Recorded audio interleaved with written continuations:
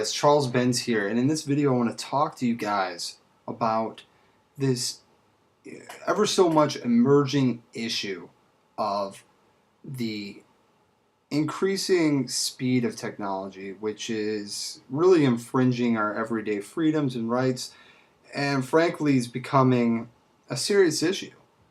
And in this video I have right here, which I'm about to play for you guys, we have the new cop on the beat. Maybe this bot, right? It's kind of an R2-D2 looking intelligence gathering device. And it's crazy. It's creepy. Let me go ahead and play this and we'll get into our discussion. And I'm going to show you a number of different things that could kind of frighten you guys and kind of get you worked up. And we're going to discuss them, and I want to see what you guys have to say about them as well. We're more R2-D2 than we are Robocop. What if we could make the United States of America the safest country in the world?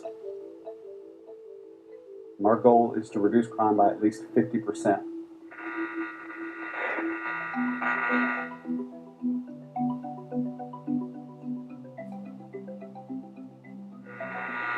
It's everything that Hollywood has ever projected to be happening in the year 2050. Except we're not that patient. It's 2014 and we're going to do it this year. So this is the Nightscope K5. It's an autonomous data machine. The intent is to predict and prevent crime. How we go about doing that is with a completely autonomous robot. The robot will actually patrol around within a geofenced area. It moves autonomously. It's completely random, so there's no predictability about it. And then sensor-wise, you're looking at 4 cameras for 360-degree video. So we're capturing high-definition color video. We also have infrared capability and thermal imaging capability as well. Then over on the side, we have a license plate recognition system. So the robot, as it's driving around, it can capture up to 300 license plates per minute, run those against either a white list or a black list, or even the national local criminal databases, determine if there's anybody in the area who shouldn't be. Then inside, we also have weapons of mass destruction sensing capabilities. You know, it's a crazy combination of everything that's great about Silicon Valley. It's robotics, it's big data, it's predictive analytics, it's sensors, it's autonomous technology. And being able to combine that and do something for the greater good of society is going to help a lot, especially as this planet moves from 7 billion people to 9 billion people. I can tell you that the law enforcement apparatus that exists worldwide is just not going to scale. And what Nightscope's redefining, or defining as Security 3.0, is humans, robotics, and actual real intelligence. I was a police officer, and as a police officer, it became obvious to me that we're limited in our abilities, and technology is a way to help be a force multiplier in law enforcement and stopping crime.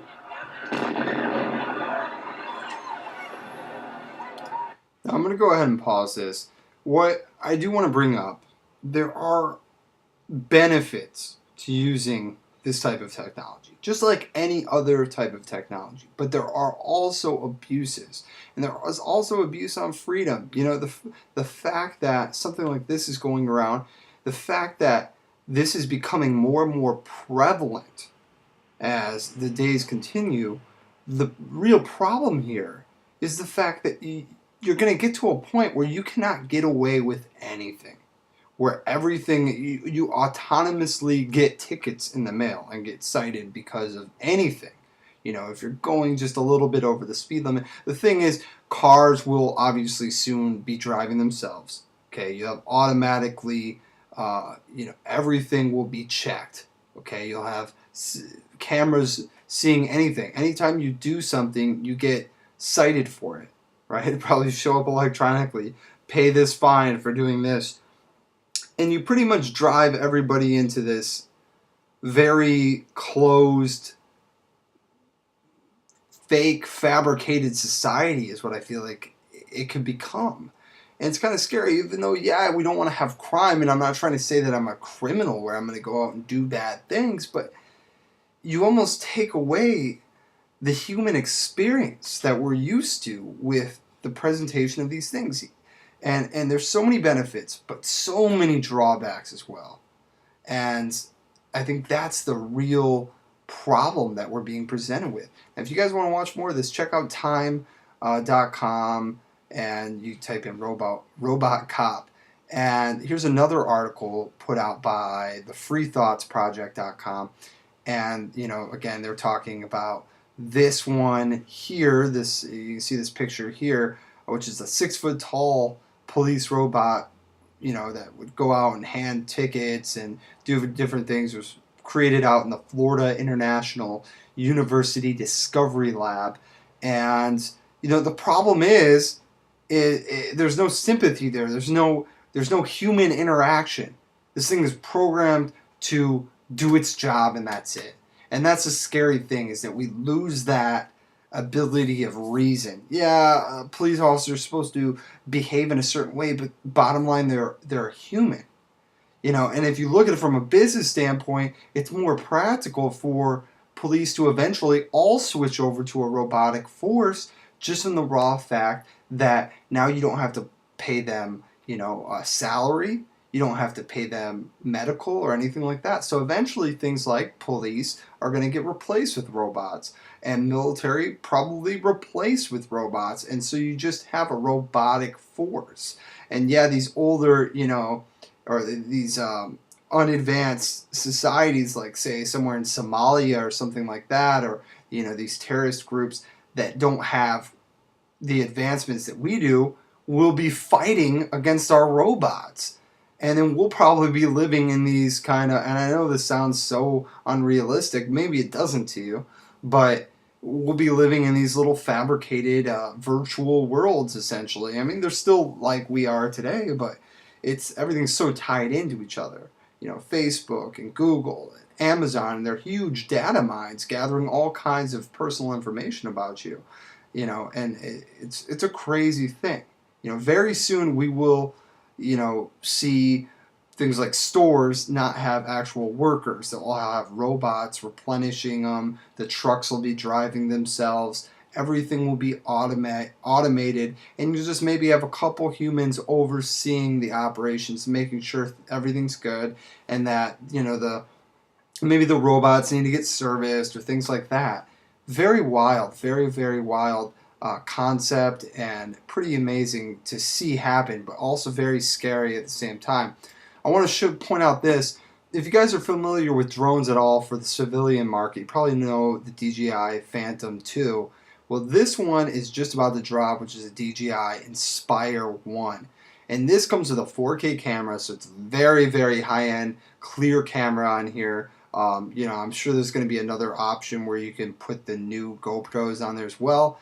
Comes with a 3-axis gimbal, which allows full range of filming, and it's just amazing. Okay, you have all this with a 1.2 mile radio range, so this thing can fly over a mile away, and this is for civilians. I could buy this, you could buy this, anyone can buy this, and then having a GPS stabilized system like they have currently, and you also can get first-person view, so you can fly this out. You can see on your controller or hook it up to your iPad or whatever and see what it's seeing and essentially do your own reconnaissance with this thing. Pretty amazing, kind of scary. This falls in the wrong hands, which you only need $2,900 and it's yours, and then you can go out and spy on people with this thing.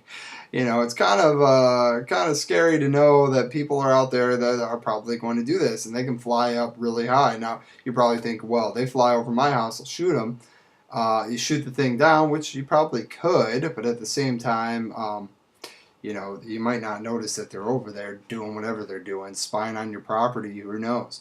But, just another thing to think about, and I think this one has 25-minute flight time as well. See if I can pull that spec sheet up for you. Okay, maximum flight time with this one, 18 minutes, so it's not as long.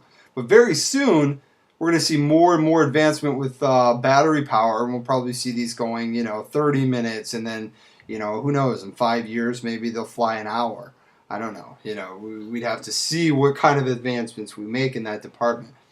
But Just some things to think about, guys. I'd like to hear your opinion. I want to know if you're worried, if you're embracing this kind of stuff, if you're excited about it, if you want to get rid of it, if you're planning on moving to a cabin in the woods somewhere, what's the long-term plan here? And I think that, you should have, I think, anybody that takes this stuff somewhat seriously should consider setting up some type of off-the-grid living somewhere. I'm not saying you got to live there all the time. I'm saying it might not be a bad idea to have some kind of off-the-grid living environment, because maybe things just get too out of control and then you realize, hey, I'm over it. I'm just going to live like a normal human.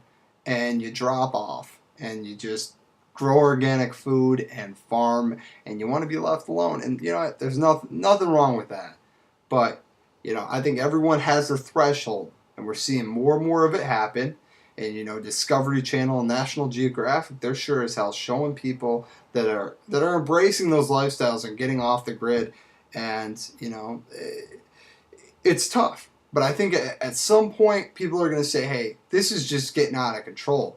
I can't spit out my chewing gum without getting a ticket, which I'm not saying spit your chewing gum out anywhere, but you get the point. So anyway, my name's Charles Benz. Thanks for watching. Thanks for being a part of this. And I'll have some new videos out shortly. Please subscribe, like the video if you liked it, and I appreciate you guys watching.